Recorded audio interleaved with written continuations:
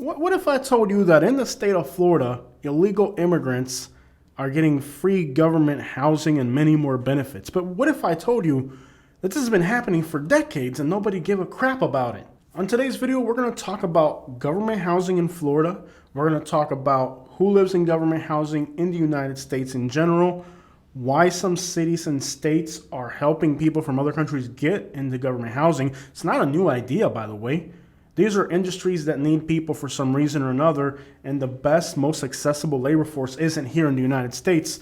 The state of Florida has been doing this for decades. A lot of the agricultural work has a lot of subsidy from the state of Florida because U.S. citizens aren't going to work, for example, cutting sugar cane or picking tomatoes.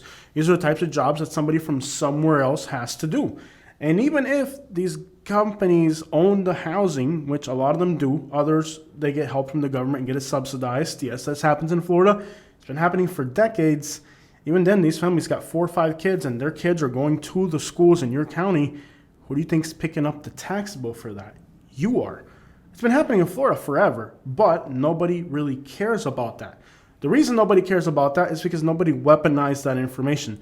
A while back, I made a video talking about how, these big companies use all these public resources to house the people and their kids to go to school so that they can make huge profits. But back then, that wasn't really something people wanted to hear. Today, the idea that California and New York are giving illegals free government housing has people throughout the whole country in arms. But this has been happening in Florida forever, and nobody really gave a crap. So why is it all of a sudden now relevant? This is the farm workers village right outside of Naples, Florida. It's way out in the Everglades. The people live in Naples. The last thing that people in Naples, Florida would even imagine is the notion that in their county there's government housing and it's all to benefit large corporations. Because after all, that's what they're up in arms about in New York. And they don't even live in New York, but they're upset about what New York is doing, like if they lived in New York. But here in Florida, in the same counties, in the same school districts, there's a lot of the same thing going on. It's been happening forever, but again, not newsworthy. I think Americans are very smart people, and they figured out who you can give government housing to and who you can't. And in particular, if you're going to give somebody something, there has to be some type of very important economical impact from housing these people. If your only economical impact is putting something inside a little pipe and putting a lighter underneath it, we're not going to give you anything. I'm not going to elaborate too much on the details of how all this government subsidy benefits these corporations when it comes to school districts and housing and endless other benefits and even infrastructure that has to go in for all this to happen. But the idea is the following. Companies need to house people, but they need to house people that are actually going to work. We're not trying to recreate Alabama or Louisiana where everybody gets free government housing so they can sit outside and barbecue all day. I think Americans are smarter than that. There's a lot of infamous housing projects in the state of Florida where Kodak Black is from, Golden Acres, featured on music videos. In Tampa, Florida, the housing projects that were built over the graves of African Americans, like the Pork and Bean projects. Today, many people believe that the people that are getting government housing or assistance from the government are people who are coming here illegally. Are people here illegally really getting these government housing benefits while the Americans are homeless on the streets? Are the stereotypes true? Is it really just African Americans that live in these government housing complexes? Could you imagine getting free government housing in Key West, Florida, a few blocks away from the beach? Wouldn't that be awesome? What about a city like Miami where everybody wants to live? Imagine if you had free or subsidized government housing in a brand new luxury apartment in Miami, Florida. Wouldn't it just be more of a blessing than an assistance if you could have free or subsidized government housing in the state of Florida, a state that everybody wants to live in? Clearly, the mindset that some people have on these government benefits is somewhat entitled and lack of appreciation. It's individuals who just think that free government housing is a benefit that they're entitled to. Before we talk about government housing in the state of Florida, let's first compare Florida government housing to government housing in other states. There's 2 states that are really doing government housing the wrong way, And there's one state that's an absolutely horrific example. You might think that those two states are California and New York, but based on real life information, that's not the real answer. The state of Florida and Nevada are among the bottom percentage of the population being housed by the government. But they're also states that have bad incomes. You may have noticed if you've traveled across the United States that Florida and Nevada are two states that are literally filled with human misery on the streets. Elderly people, disabled people, they're not getting government assistance. They're literally homeless on the streets. These are the bottom 5 states with the least subsidized housing. Number 1 is Arizona, Utah, Idaho, Nevada, and Florida. In the case of Florida, 9 people per every 1,000 are housed by the government. Now, the state of Utah also happens to be on this list, but the state of Utah, when you compare income to cost of living, is the best state to live in. Therefore, the state of Utah doesn't really need government housing because people there make a lot of money. But there's 2 states on that list, Florida and Nevada, that are of interest. These are states that have less than 9 people per 100,000 being housed by the government, but they also have a bad ratio of income to cost of living. In the case of Florida, Florida is among the top 10 most expensive states to house. On the other end of the spectrum is Rhode Island. Rhode Island has more subsidized housing than any other state at 35 people out of every 1,000, followed by New York at 30, Massachusetts at 28, Connecticut at 23, and Louisiana at 20. Now, the state with the most government subsidized housing per capita happens to be the state of Rhode Island. However, Rhode Island also has the lowest homicide rate in the United States. That may seem like a contradiction that the safest state to live in the United States also has the most government housing. People in the United States believe that government housing automatically leads to crime. However, we find that the state with the lowest crime rates also happens to have the most government housing.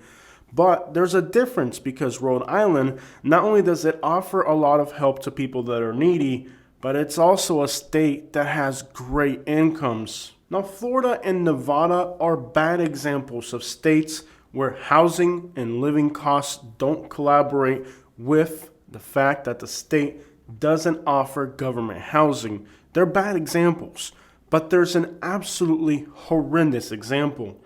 The state of Louisiana is the 5th state with the most government subsidized housing. However, the state of Louisiana, despite having so much free or subsidized government housing, is still one of the least affordable states to live when you look at the cost of your percentage of income that goes to living expenses. The problem with Louisiana is that no matter how much free government assistance it offers, there's so little income in the state that it has the 3rd worst living situation of anywhere in the country. 76% of people's income goes simply to living expenses. That is on par with California and New York, states that have significantly higher incomes. In reality, despite the fact that Louisiana isn't an expensive state to live, the residents there are economically as pressed as people in New York and California. The government solution there in providing more and more government housing hasn't fixed the problem. It's almost an endless cycle that continues to generate poverty, and it doesn't matter how much government assistance the state of Louisiana gives to people with free government housing, the cost of living in that state never adds up because there's no incomes. It doesn't really fix the problem. The problem in Louisiana is a perpetually never-ending cycle where even though you have a lot of government housing available, you're not fixing the original problem, which is lack of income. And we can see how states like Rhode Island on the other extreme provide a lot of government assistance, but they also have good incomes. It seems like the real solution to ending homelessness and ending people needing government assistance doesn't exactly stem from how much availability there is, but on a state's capacity to create good incomes and thus not need to provide government assistance. Now, when a state has good incomes and it provides a lot of assistance, then it almost completely eliminates the problem of government housing projects becoming endless cycles of violence for the residents. So we can see states like Louisiana are definitely doing it wrong. They're simply not providing jobs for the people, but they are providing free housing, which traps the residents in a cycle where they're neither able to find good jobs nor able to escape government housing. The state of Louisiana as a whole is a place of crime and violence. On the other end of the spectrum, you have the example of Rhode Island, a state that's very safe, has good incomes, and provides a lot of help at the same time. Now, to be fair, the state of California and New York do have a problem, but the problem isn't the fact that there's a lot of available government housing. The problem is that these are the least affordable states where people are spending close to 77% of their income just on living needs alone.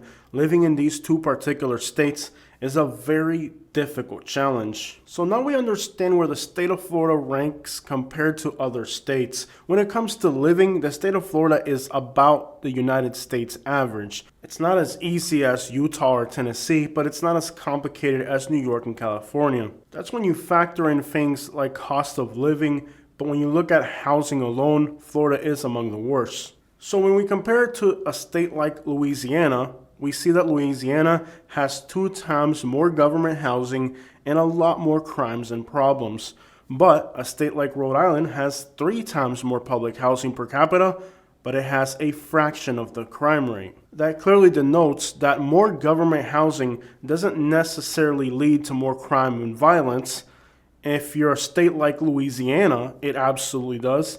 But if you're a state that provides a lot of income for its residents, then that doesn't exactly turn out to be the scenario.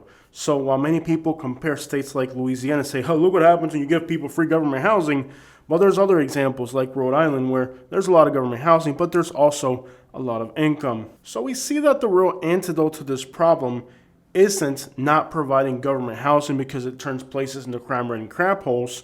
The real solution is that a state needs to provide its residents with incomes that can keep up with the cost of living and help the residents when needed. The problem is that many of the states and cities that would have you believe that government housing is a horrible thing are also states that aren't providing the residents with the resources they need to be successful. There's also the misunderstanding that blue states are just handing out government housing and food stamps and welfare, and that the people there are leeching off the system. When you actually do research on the states that are really people are just living a lifestyle of sucking off the system, states with the most SNAP participation are going to be states like Louisiana, a red state, West Virginia, a red state. You have a few blue states like Oregon and New Mexico as well that are up there in the percentage of the population that's taking food stamps.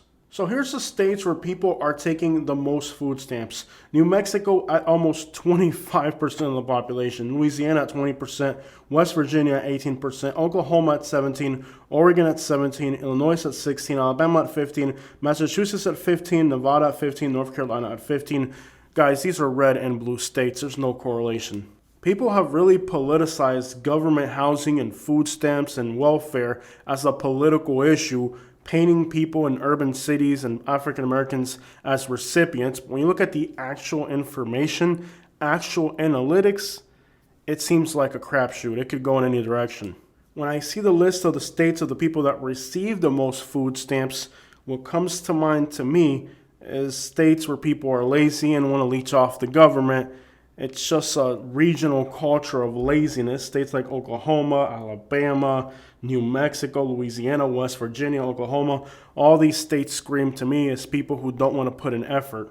Even if you were trying to make some type of political point with this information in either direction, it would be very difficult since there really isn't any type of conclusive correlation between any of this information and politics.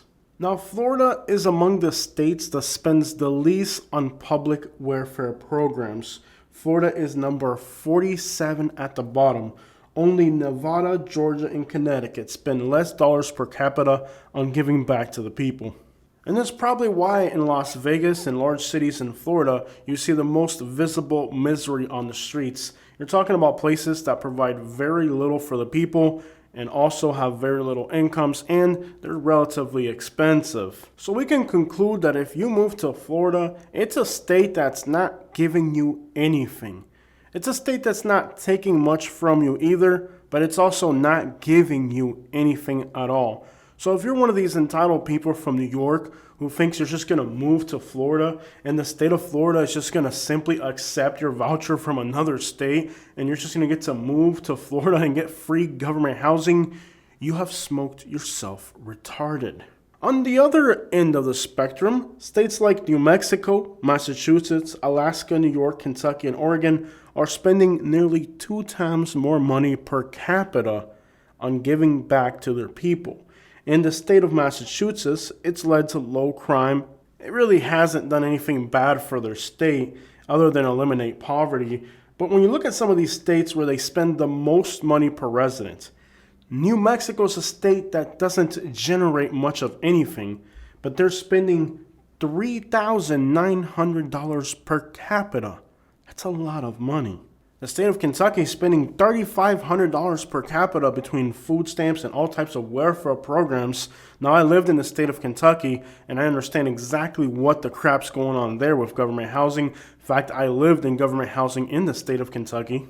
Today, those government housing projects are apartments, but they still look like government housing, and the people that live there are probably still getting government subsidies, food stamps, and welfare programs. How a state like New York and like Massachusetts are able to spend this kind of money is understandable. How Kentucky and New Mexico are able to give almost $4,000 per capita to everybody in the state in benefits is a question mark, because these are very poor states. In the case of Kentucky, the state of Kentucky is a little different in a lot of ways. I went through the school systems in Kentucky, and it seems like Kentucky it wasn't really a southern state and it wasn't a northern state. It was kind of one of those buffer states in the middle that went both ways.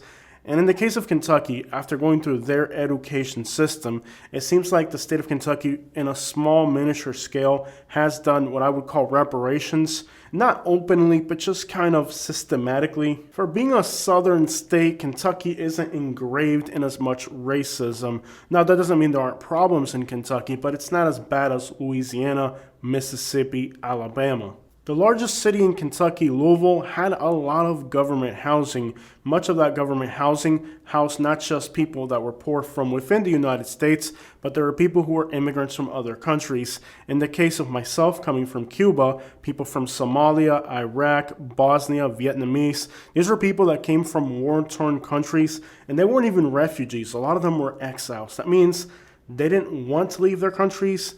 They had to leave their countries. The state of Kentucky welcomed my family, and thanks to the help that they gave us, limited though it was enough to where today most people in my family are very well established. And we were a large group of over 20 people that the state of Kentucky gave initially government housing to, but the tip was we got enough help to where we were able to make our lives go somewhere else and make something better for us. And while I appreciate what the state of Kentucky did in helping us immigrants, I would never want to move back to Kentucky and be around that misery, poverty, and government dependency. Sadly, today, the city of Louisville is now approaching 20,000 Cubans. Yes, Cubans, people from Florida and Nevada, are actually moving to Kentucky so that they can get free government assistance, food stamps, subsidized housing. Basically, a lot of people are now leeching off the system in Kentucky, to the point where people actually move to Kentucky in order to obtain more benefits. And people in Kentucky tell people in other states, come over here and join us, you'll get a lot of help. Has this turned Kentucky into an absolute crime crap hole? Not exactly, not really. It's created a poor state with a lot of poor people. It's left the state with a better reputation in other states in the South. For being a southern state, Kentucky really isn't doing that bad. Has it made their state prosperous? Absolutely not.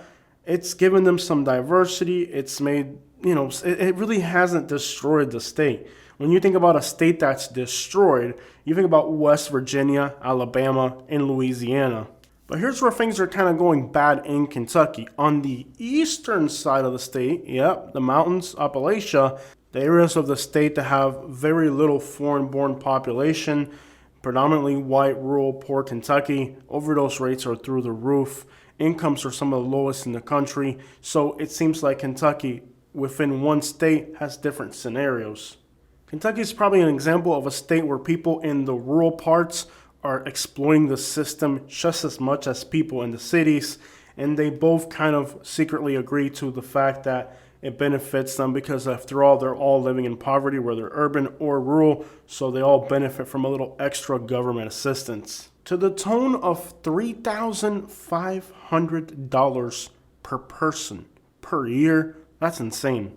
Now, Louisville, Kentucky, the largest city and probably the only large city in the state, had a lot of government housing. Iroquois is gone. That was on the south side. On the east end, you had Clarksdale, no longer exists. On the west end, you had Park DeVal. Park DeVal, the original projects were demolished, and then they came in with a notion called multi-income housing units, which means that you had some Section 8, some apartments for rent. It was kind of like a mixed living situation where the projects are now mixed income housing. That means that you still have Section 8 people living in these apartments, but there's also apartments that regular people can rent in the same complex. Thus, not everybody that lives in Section 8 now, like in an area like Park DeVal, is actually people who are leeching off the system or living in free government housing. You also have people that are paying to live there.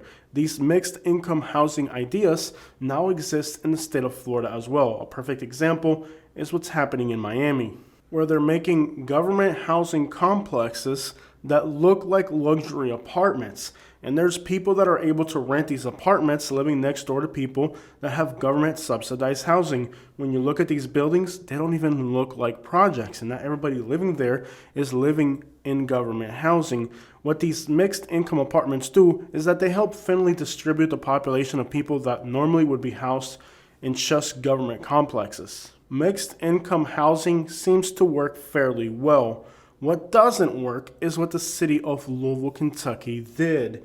See, the city of Louisville, Kentucky decided they were just going to completely eliminate much of the projects. They demolished Clarksdale, Iroquois, and many of the other large government housing complexes in the city. These housing projects were people that generationally had lived in the same units, and they were like miniature communities.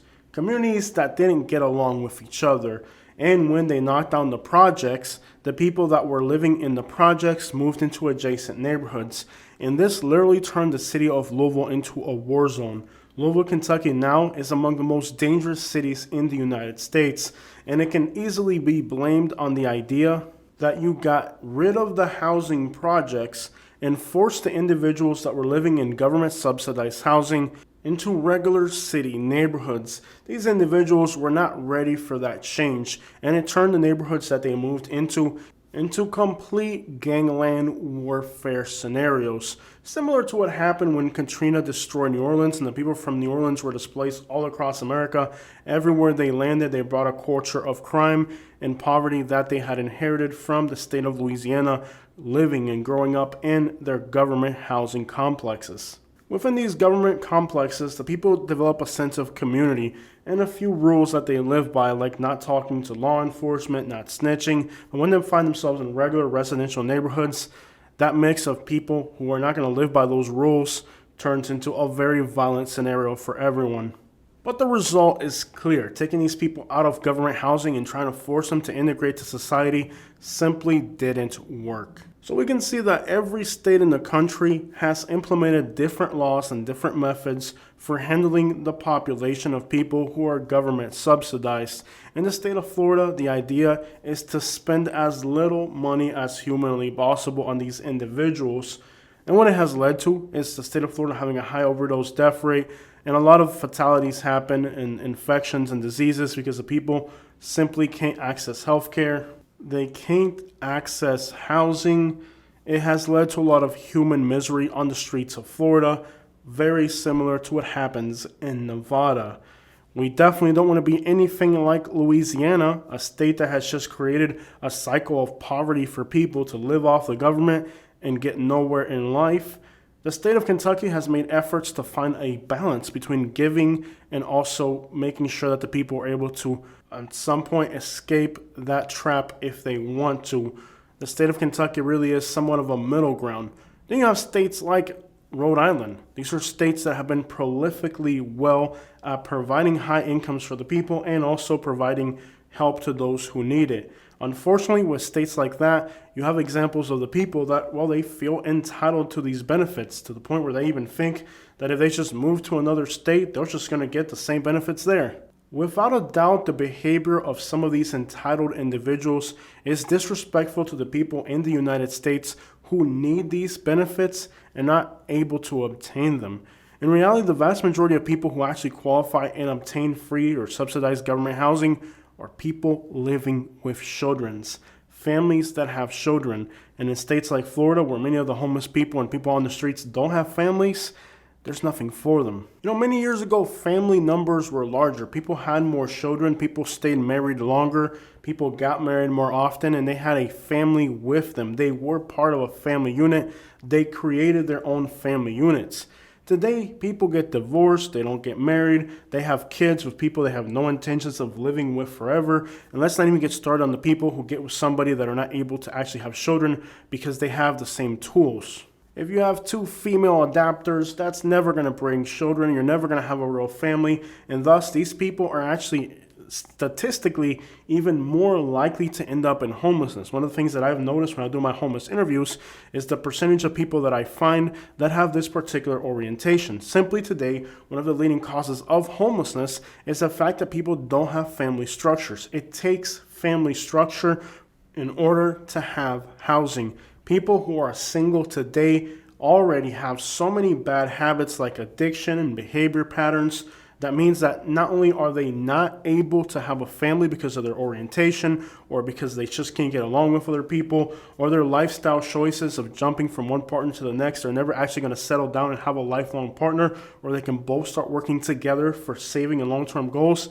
They end up in a roommate situation. Well, it turns out that they can't even get along with other people, so that doesn't work for them either. Their only solution is to end up on the streets. Can't emphasize enough how much correlation there is between the amount of people that are on the streets and the amount of people that for some reason or another refuse to accept that as humans, the family structure is a benefit. It really takes two to live in the current situation we're in right now, where housing costs are through the roof. And a lot of people who find themselves in a crunch are people who are single. There's a lot of couples out there on the streets, but even them are going to have a much better chance of leaving the streets and protecting themselves if they stick together. The reality of this is that today, the family size in the United States is the smallest it's ever been. People are simply not having families. Even when it comes to access to government subsidized housing, food stamps, and many other benefits like tax relief are going to come to people who have children, people who have families.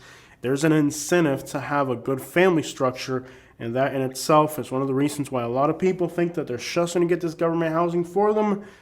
You're a nobody. You have no family. You have nobody to help you. The government isn't going to just look at a single person dealing with addiction and offer them anything. In the case of states like Florida, the goal is to give you nothing to begin with. And while there is government housing throughout the entire state of Florida, it really is insignificant compared to other states. A lot of the people that live in government housing in Florida come from all types of different backgrounds. Some of these government housing complexes in Florida, places like Key West. Can you imagine having free government housing in Key West, literally a few blocks from the ocean? I mean, people who are millionaires can't afford to live on this island. They want to live there, but they can't. Yet there's people that get free government housing in Key West. Another really nice apartment complex looking place that's actually government housing is in Avon Park, Florida. They actually have an inland beach there. It's kind of nice. Miami, Florida has a lot of government housing, like the famous Pork and Beans. I mean, can you imagine getting free government housing in a city like Miami, a place where everybody wants to live? These individuals are definitely fortunate to have this benefit. In fact, you can say that getting free government housing in a place like Key West or Miami is more of a luxury than it is a benefit. Especially in a state like Florida that's not really interested in prolonging these efforts. But with increased homelessness starting to become a problem in Florida, it would make sense for the state to start to reconsider what they're going to do with the vast and growing homeless population. Many of them are homeless because of their own addiction. Others, especially those that are elderly, are homeless because, of course, the state of Florida provides no help. It has bad incomes. And the state of Florida is quickly becoming one of the most expensive states to live. The combination of that means that today the state of Florida is seeing a lot of people end up on the streets. However, these aren't exactly the prime candidates to receive government assistance, even if these options were available. Mostly the people that are getting this assistance are people who have children, single moms. In my travels exploring homeless camps throughout the state of Florida, I have seen children living homeless in the woods. Now, we're not really going to cover that subject too much, despite the fact that it exists. A lot of people feel that if I expose the problem, then the kids will get taken away from the parents, and then they'll be in an even worse situation. And I feel like the government is hypocritical in that they almost use that as a threat so that this topic doesn't get a lot of media coverage. But the reality is that in the state of Florida, there are plenty of children, mother with kids, that are living in the woods throughout the entirety of the state. So even people who actually, quote unquote, would benefit from these arrangements and in theory need these benefits aren't able to get them. Sadly, there's always people who really don't need these benefits. They're just looking for a way to exploit society. And many times those people actually get these housing arrangements, and people that deserve it more don't get it. That's probably why the state of Florida and most states in general aren't going to give government housing to somebody who just ends up homeless on the streets. That's really not how it works. If it's a family and, they have kids and the father's working or the mother, something along those lines. But the average single homeless person that has an addiction and simply hasn't applied themselves well throughout life is not going to get government housing, especially in a state like Florida. And one of the biggest misconceptions that I hear people say these days are things like illegals are getting free housing and they're getting money from the government. I don't know where people are getting this nonsense from.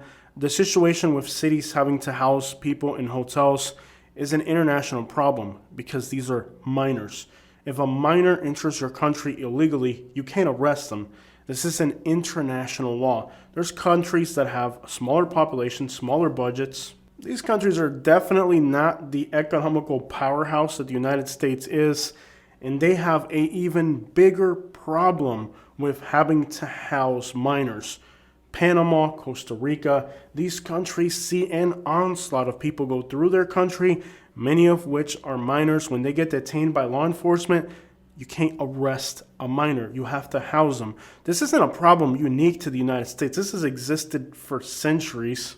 And currently, international law states that you cannot arrest a minor who enters your country illegally. If you watch the old Western movies, you remember when the kids were out there in the West? The people would help them. Everybody would look out for them. It's just human nature. But of course, today the media distorts people's minds. They fill them with misinformation, or they give them one slice of truth, but they don't give them the whole pie. They're only getting one single slice of it. People tend to just repeat everything they hear in the media, and they don't really give a second thought to, is this information really real? Look, we all fall victims to it. I've repeated things that were misleading, and then I really find out the truth later, and I feel like an idiot for repeating misinformation. It happens to all of us. Just be careful when you repeat things, and make sure that what you're repeating is not a slice of information, but you're getting the whole pie, because today, misinformation is king. Now, people are very vocal about their beliefs, and I've had a lot of people that I talk to, like let's say when I'm Uber driving, they'll go on a rant about how illegals are getting free things and how there's illegals staying in hotels. And when you tell them they're minors and you can't arrest them because they're minors, and it's an international law that every country has to respect, they're stunned. They don't even know how to reply. They just shut up and don't say anything else because I think they realize that they are repeating something very stupid. I hope you guys enjoyed today's video. On our channel, we try to give you information that is untainted by today's political agendas. And that doesn't really make anybody happy because most people today only want to hear things from one angle or the other. They don't want to hear that both angles have, lies, misinformation, and concepts that are not true.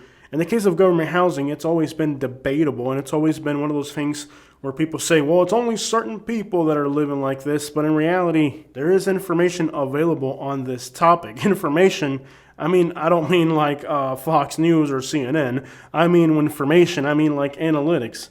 How many people live in government housing in each state? How much does each state spend on government housing? How about Googling why are illegals getting free housing in hotels? Oh, because they're minors. It's illegal to arrest a minor.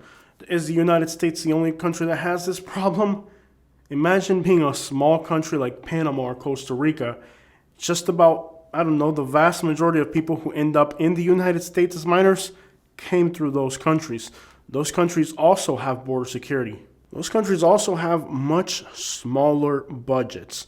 But again, today in the United States, everything is misinformation, and every piece of information that can be manipulated to try to prove some type of political agenda is right or wrong happens to be used just for that purpose.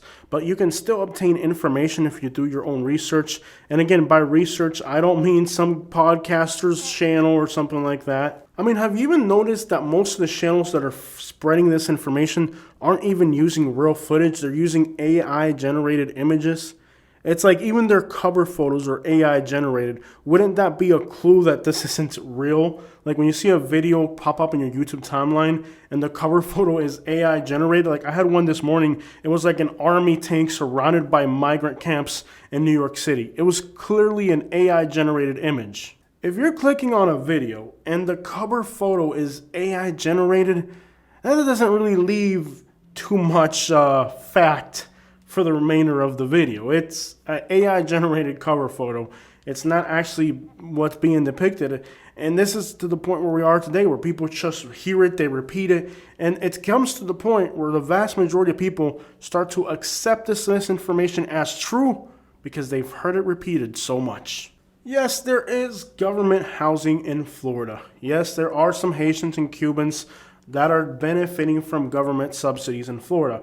But these are individuals who are legal in the United States. If you're not legal in the United States, particularly in a state like Florida, you're definitely not getting anything for free. There is no free government housing. Most of my family members who come from Cuba come here, they turn themselves into U.S. Customs and Border Patrol. Of course, today everybody just labels these people as illegals because they entered the country and are not a U.S. citizen yet, but they didn't illegally enter the country and they're not here illegally.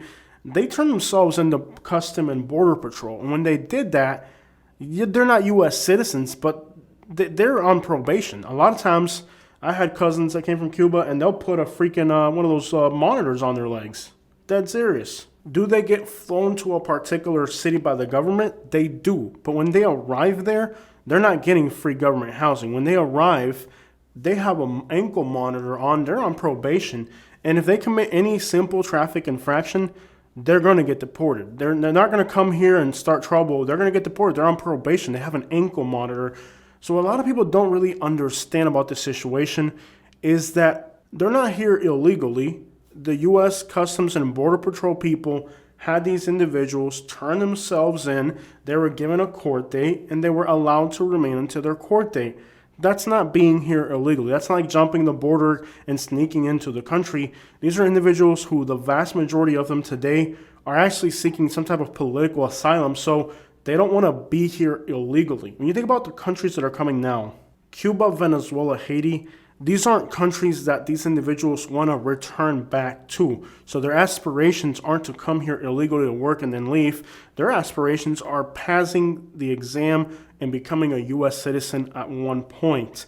They're seeking political asylum. So to refer to these groups of individuals as illegals is also spreading misinformation because they're not illegal. They turn themselves in and they're trying to start the process for legality. And the federal government doesn't want to deport these people. And a lot of people don't understand why. Without a doubt, the federal government doesn't want to deport them. But here's the thing about the federal government. See, the federal government is also in charge of national security.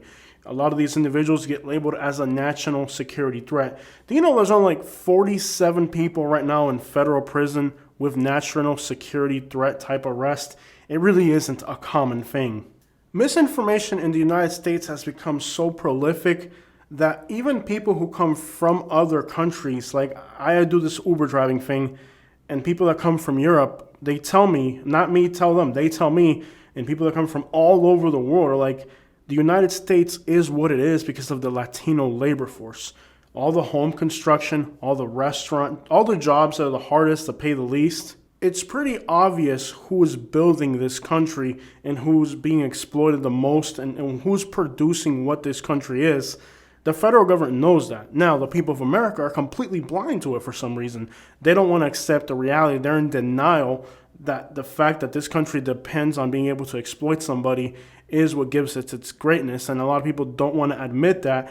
And the federal government knows that there has to be somebody they can exploit. Now, you can't give these people full rights and benefits like the rest of the population, because if you do that, they become more industrious and productive than the regular people because they're more ambitious, and next thing you know, you're working for them, not them working for you. But of course, this also goes into human rights issues, that the United States pretty much prolifically exploits people from other countries systematically.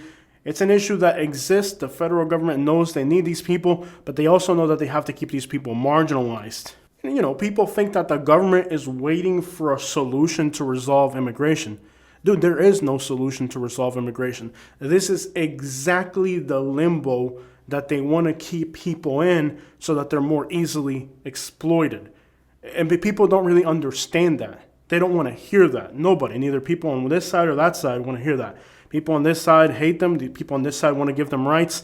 The reality is that neither one of those things are going to happen. Now, these individuals are neither going to get deported, nor are they going to get any rights. They're going to remain the same legal limbo because the federal government understands that by having an exploitable labor force, you're able to produce more for less. And that's what the American system revolves around. And exploiting people who have no rights or not as much rights is a key element to the way this country runs, and nobody wants to accept that.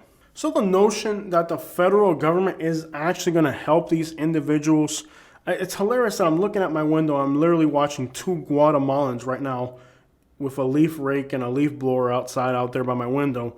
And the reality is that I'm in here in the air conditioning making this YouTube video for you guys as a U.S. citizen. But outside I can see these people that are clearly not U.S. citizens. They're never going to be U.S. citizens. And they're also never going to get deported. The notion that the federal government is going to give these people huge benefits is completely unfounded. They're going to remain in a legal limbo, like I said, because that is the way that they're most easily exploited. And on a state level, there's a lot of states right now, like New York and California, that are giving people who are not here legally a lot of benefits. The state of Florida has been doing the same exact thing. This is the farm workers village in Immokalee. Everybody that lives here is migrant workers. There's a lot of government subsidized housing, and the people that get into that housing working for private companies that don't pay the workers enough for housing. The state of Florida has been doing this forever. Where does the notion come from that this, what New York and California and all these states are doing now by giving free government housing to people that are not U.S. citizens? Where does that notion that this is a new thing that's happening? Bro, this is the farm workers village in Immokalee, Florida. The state of Florida has been doing this for decades, and nobody gave a crap about it. But now because New York and California are figuring it out, now it's a huge legal battle. I know you can hear the rain in the background. There's like a massive thunderstorm all of a sudden. Welcome to Florida. There's some lightning right there and thunder. This has been happening in Florida forever. And everybody's like, California, New York are doing this. The state of Florida has been doing this forever. And then most of these people that live in these farm workers villages, there's this one's the one in Immokalee. There's also one right on the Lee and Coiler line on Old 41. You can't see it because it's behind industrial buildings. Yo, these people got 5 or 6 kids per household. All these kids get put into these school systems. And who do you think's paying for that? The taxpayers are subsidizing the agricultural workers in Coiler County, Florida. You've been on Old 41, right on the Lee County line, behind those big sheds. There's government housing back there. You are subsidizing the school for all their kids, the housing, all that's government subsidized, and there's a company behind that making money. Yeah, the state of Florida has been doing this forever. This isn't new. This is the way the state of Florida has been doing for decades. And these particular companies overburden the school systems in Lee and Collier County with all of the kids that are being hired by companies. Who do you think makes up the difference? Here are big companies, big corporations who are making millions of dollars, and the burden of their profit falls on the school systems. It falls on government housing. And this has been happening in Florida for decades. Nobody gives a crap about it. I've made videos about this and nobody seems to care. But now all of a sudden everybody's up in arms because New York and California are starting to do what the state of Florida has been doing forever. Now this is the farm workers village in Immokalee. This is way the crap in the middle of the Everglades. People in Naples, Florida don't even know that all these buildings we're looking at here, people in Naples, Florida, they don't even know that this exists. The one over on Old 41, go look at it on Google Maps. They don't know these things exist. They absolutely put these things in the most bizarre and most difficult places on earth so that the regular living person in Naples, Florida has no idea that in their county are government housing facilities that are housing migrant workers, are sending all their kids to your schools that your taxes are paying for so that some agriculture company can make millions in profit, putting the burden on you. But again, because it's the state of Florida, nobody seems to care. New York figures it out and they're going to do the same thing now, or California, oh, they're up in arms. You see how stupid people are? This is information and things that have been happening for decades all over the country. Now all of a sudden, they weaponize this thing politically and people fall behind it. They believe it, they get angry, and it's the only thing they can talk about. They get in the backseat of an Uber, do you know the illegals are getting free housing? I'm like, yeah, stupid, it's been happening in Florida for decades, and it didn't matter to you because you didn't hear it on Fox News. It's like they think that all of a sudden they've discovered this new piece of information and they're super empowered and powerful because they found out something on Fox News. It's like that homeless guy that I recently interviewed that everybody thinks is a genius. Oh, this guy discovered that the Cargills own everything. I'm like, dude, who doesn't know that? All my money's in Bank of America. Who do you think has shares in Bank of America? They have my money in their bank right now. No crap. Am I not going to have a bank account? But you also have to understand that the tax rates in places like California and New York are so high that even if you're giving somebody a benefit, at the end of the year, they're paying so much back in taxes. It's almost like, oh yeah, I'm going to give you free housing, but then you're going to have to work like a slave for the rest of your life. You know, on a state level, the states that are offering these individuals benefits, they're not Alabama, Florida, or where you live in Mississippi or Arkansas. Dude, these are cities and states that are taxing people at 40%. So to live there, you have to make $100,000 a year. At 30%, that's $30,000. So if they live there for 3 years, they're going to give back $100,000 to the government. And a lot of people don't understand that. Okay, you live in a trailer in the woods in West Virginia. You can't compare that to somebody saying, hey, come live in New York and California. We're going to give you these benefits. Yeah, that sounds like you're giving these people something, but they're not. Because these individuals are going to pay back. Do you know, like, I went to New York City and we just had breakfast and it was $99 just for breakfast. So for somebody who lives in a trailer somewhere in the backwoods talking about they're giving immigrants free housing in California and New York, you just need to shut up. You don't understand California and New York. These individuals that are moving there, you could literally give me a free house in California and it would be a question mark whether I would take it or not, because I would now be giving up $40,000 a year in taxes. Yeah, $40,000 a year in taxes over a 30-year mortgage is $1.2 million. So if the state of California really gave somebody like a $300,000 house for free because they're an illegal, that person would still be in the whole $900,000. And by the way, that kind of reminds me of the Housing for Humanity program that we have here in Florida.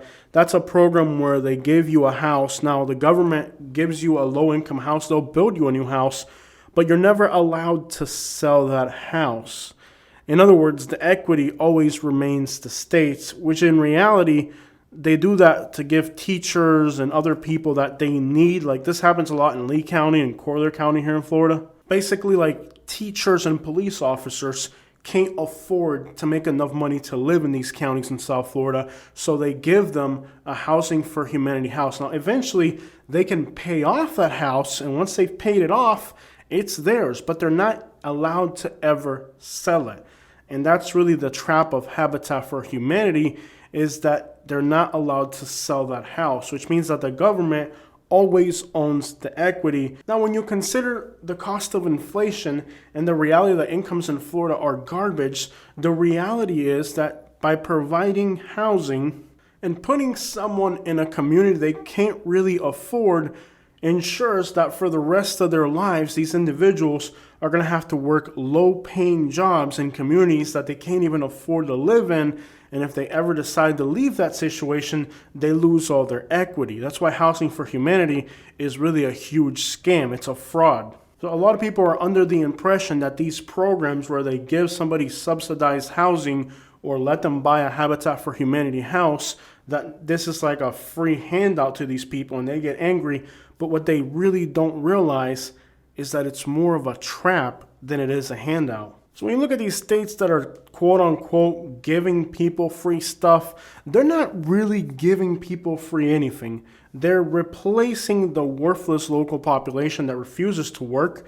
So a lot of people say, why are they giving money to illegals and not Americans? Because Americans are going to put it into a little piece of plastic, they're going to put a lighter underneath it, and it's going to go up in the air. And then the next day you're going to want to do that again. And then one day you die an overdose. Now here's a better idea. Instead of enabling you, a U.S. citizen, to be a crackhead, why don't we go and put houses for people from other countries who are going to work and who we can exploit for the rest of their lives? Which one of those two scenarios do you think is going to make the state more money?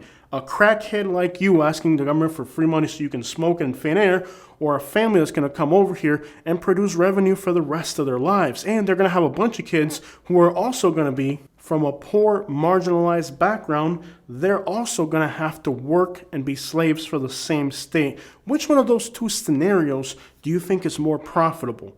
Let's think about that for a minute. You a crackhead who's going to smoke it, or somebody who's going to raise a family and be a slave to that state for the rest of their lives? It's a no-brainer. It's like an interest loan where it's like a 700% interest loan. Yeah, you're going to give somebody something up front, but dude, you're going to get the back end of that forever. And that's what a lot of Americans don't realize. They think that because they're American citizens that the government's going to give them free money to enable their lifestyle of addiction. No, dude, we ain't doing that. This is capitalism. This is the United States of America. We need people we can exploit. We need people we can indebt. Hey, dude, you're going to die and you're going to leave behind medical debt. We ain't trying to do that. Hey, we need somebody when they die, it's a tragedy. When an illegal, somebody that just came to the United States dies, it's a tragedy. Because the banks were like, man, we could have given this person a house.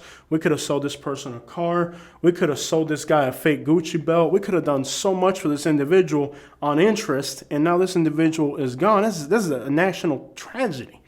It's a tragedy, really. Yeah, these states that are giving people free stuff, dude, they ain't giving nobody none for free. The only thing free in America is a husband in jail. So if you're some homeless person, spends all your money on weed, no, the government's not going to do anything for you, bro. You're a burden on society. Illegals are a freaking mine pit. Oh my gosh. These people are... I'm looking at this guy right now, dude. I'm in the air conditioner and my feet hurt just from standing up in front of my computer with a microphone for 45 minutes. Homie's been out there raking. It's 109 degrees in the heat index. Homie's out there with a leaf blower in 109 degree heat. This guy, somebody please go out there. I'm going to go out there and give these guys some water or something, okay? Actually, you know what? Better what? Let me send my wife, Katie, out there to do it for me because she's just been sitting around the house watching TV all day. You understand what I'm saying? But the idea of the government or a state giving something to somebody for free in order to attract people they can exploit, the state of Florida has been doing that forever. This isn't a new notion, and I don't understand why they weaponize this information when the facts, if you just do a little bit of research, this is how, I mean, like when you look at most of, like here in Broward County, Florida, please believe that there are industries here in Broward County that need these Haitians. medical industry needs them, restaurant needs them, tourism needs them. The reason there's a bunch of Haitians living here in Broward County in government housing is because somebody needs those Haitians there. The reason there's a bunch of Mexicans in Immokalee in a field and living in government housing is somebody needs those people there. An industry needs those, okay? It happens in Florida. Why do you think there's a bunch of Haitians in Broward County living in government housing? Why do you think there's a bunch of Guatemalans and Mexicans in Naples living in government housing? Those people are there because there's an industry that needs them. Now, New York, they have their own industries, and they need those people. That's why they want Venezuelans, they want Dominicans, they want Colombians. Come on over here, we need you. The state of Florida's been doing the same thing, and it's so hypocritical to even make a point out of this because they're starting to do this. Bro, Florida's been doing this. And it's not a secret that the local labor force in the United States is garbage. I mean, people like in Mississippi and Alabama, like in Coleman, Alabama, there's a huge plant for Walmart. Dude, they got to bring like Puerto Ricans from Orlando and people from other parts of the country to those places to work because the companies, they have the facilities, but they can't depend on the local workers. They're always trying to sue somebody. They're always trying to say they got hurt. They need extra hours. They show up late, or they'll show up on drugs, and then they get hurt or hurt other people because they're high or drunk. You think a Haitian's going to show up high to work? You think a Guatemalan is going to show up high to work? You got to be kidding me. It's a reliable labor force. America's a country of industry, and they need these people. And the state of Florida is the prime suspect when it comes to bringing people from other countries to make sure that they have access to this labor force that these industries need. I'm not even sure how this information could be weaponized when, it's already been happening in the state of Florida. Of course, while on one hand they're doing this, they don't want you to know about it. That's why they put these housing complexes in the most obsolete places possible. And even if the housing arrangement doesn't directly fall in the hands of the government, all these people have 3, 5, 4 kids and they're all going to school. So the taxpayer at the end picks up the loss. But these industries are essential, apparently enough to the point where the state is willing to work with these companies to make these arrangements so that these companies can exist in allowing these situations to take place. What I just find mind-boggling is the notion that it surprises and amazes people that this exists in New York, but nobody talks about the fact that it exists in Florida. Why? Because they're weaponizing the information. And again, you are the idiot that's repeating all this weaponized information to every single person you meet, and you're angry about the fact it's happening in New York. Why do you care what you don't live in New York? So if California and New York want to house immigrants, you don't live in those. Do you want to live in California? Do you want to live in New York? Then why the crap do you care? But if you live in Florida, just know that the same thing's been happening here forever. There's different industries throughout the country. And a lot of these industries have figured out that workers from other countries are better. And really, you can't blame the immigrants for that. You know who you can blame for that? You, the American. If you got a bad reputation and now companies don't want to hire you because you're always suing people, you're always getting hurt, you're always showing up to you're showing up to work drugged and drunk, yo, that's your problem. If these big companies don't want to hire you and they want to hire your illegals, you can't be mad at them. You've given them a reason not to freaking want you.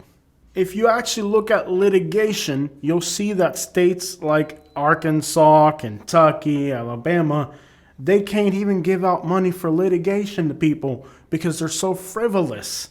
You go to California, New York, they're able to give people millions of dollars when they get hurt because the court systems understand that the workforce is valuable. You can't hurt these people. But you go work right now in Mississippi or Louisiana and you get hurt, man, you ain't getting nothing. You're worthless. I mean, the employers and the courts even have to be like, yo, these people are worthless. That's why, I don't know if you know this, but the average litigation, like a state like, let's say, Arkansas or Kentucky might be like $50,000. The same thing happens in New York. They get $1 million.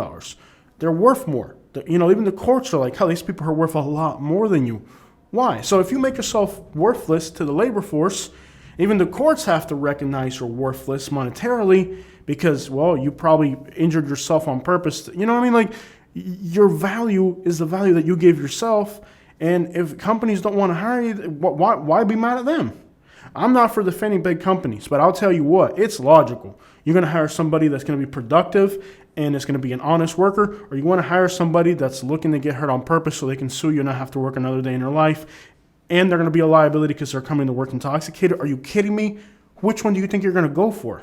The only thing they care about as companies is making a profit, okay?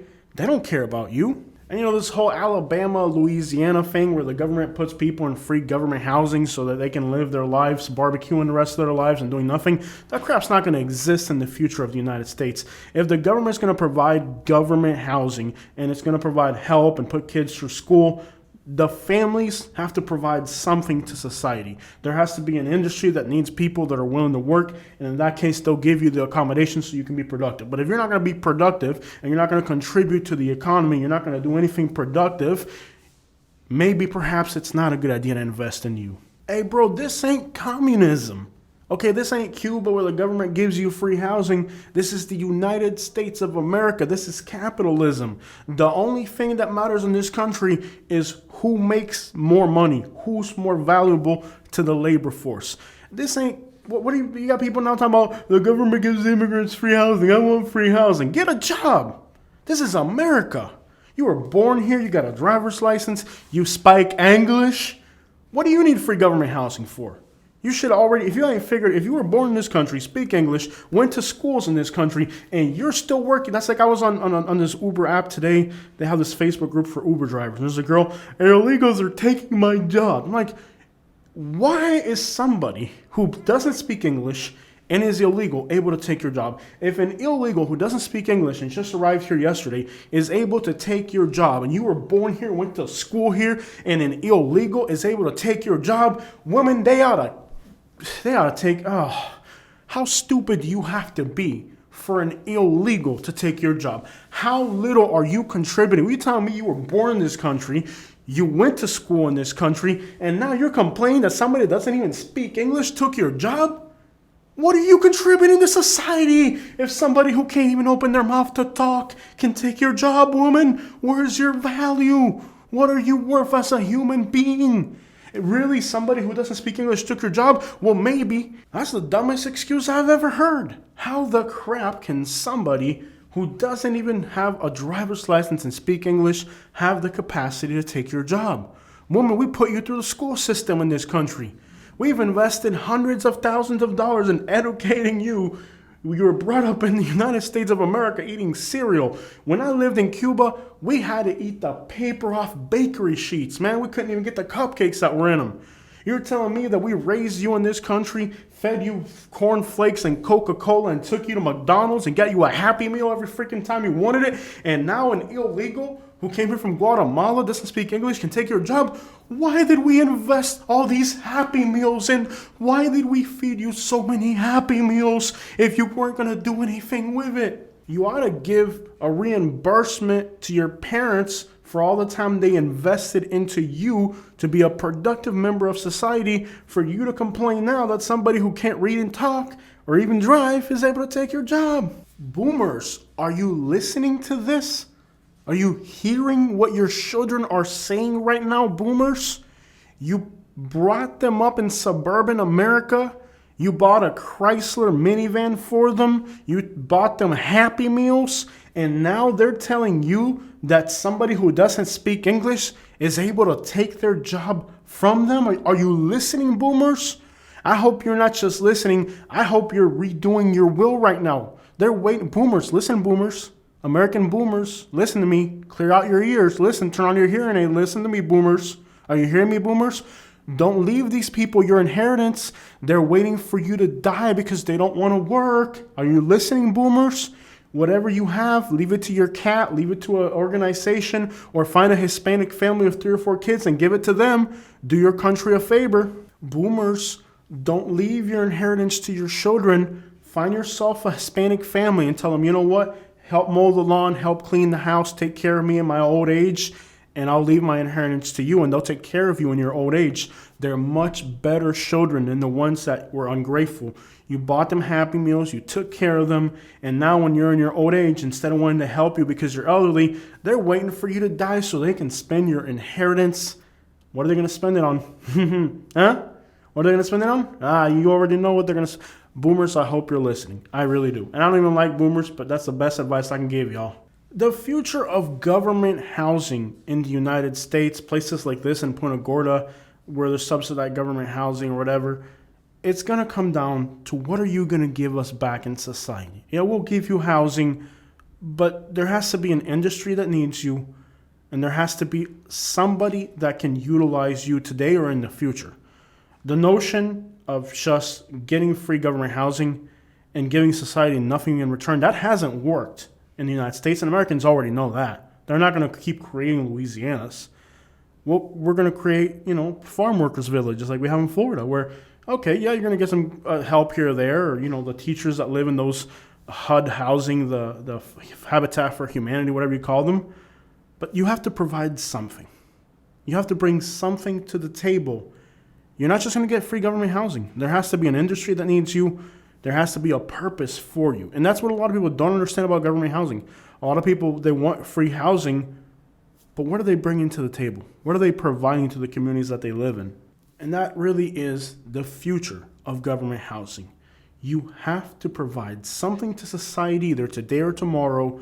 An industry has to need you. You have to provide something for us. Americans have figured out that giving people free stuff, and Americans are the kings of not giving people free stuff. If there's one thing that I admire about Americans, is that Americans do not believe in communism. Americans don't believe in let's give you something for free and hope that you're going to be happy. That's not the way this country works. Okay, in this country, you have to produce something. And hordes of people that want free government housing but are providing nothing for society, bless your heart. And there's people that are disabled, they're elderly, they have a lot of necessity. They have a need for housing, and Americans don't care about you. You're worthless. That's the thing about, toilet paper. When you're done with toilet paper, you throw it in the toilet. And if you go to the bathroom early in life, there's only one place for you, and that's down the toilet. Because again, in America, you're only as good as what you can give this country. Once you become disabled and there's nothing for you to give anymore, you're practically toilet paper that's dirty. At this point, there's nothing we could do for you. At this point, the only option is to flush you down the toilet. That's the way this country works. If you have nothing to offer, you're worthless. That's the system of America. I don't know if you guys knew that, but once that toilet paper is dirty, there's only one place to put toilet paper. And whether you're working for a private company or the government, there's companies that you'll work for them 40 years, and the day before you get your pension, they'll fire you. That happens to people, right before they reach their goals for pensions or retirement, they'll fire you a week before, a day before, to make sure you don't get it. Because this country looks at you as toilet paper. You're useful when they're dirty, but once they've wiped up, man, you're getting ready to get flushed.